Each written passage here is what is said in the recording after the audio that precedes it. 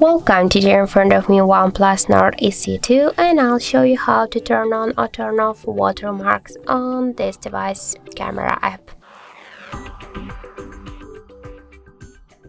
So first we should go into the camera application, and now I'll take a picture, and you can see that we have now here any watermarks on our picture.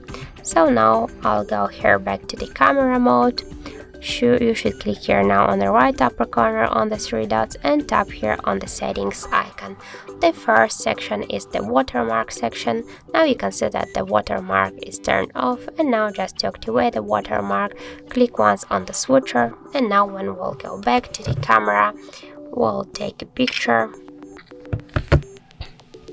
and now you can see that our previously taken picture is what the watermark on the left down corner. So that's the first photo, and that's the second one after activated the watermark. And so if you want to just turn off again watermarks, you should click again here into the settings, tap on the watermark section, and click here once again on the watermark switcher, and by this way we will turn off the watermarks. So that's it. Thank you for watching, and if you find this video helpful, don't forget to leave a like, comment, and to subscribe our channel.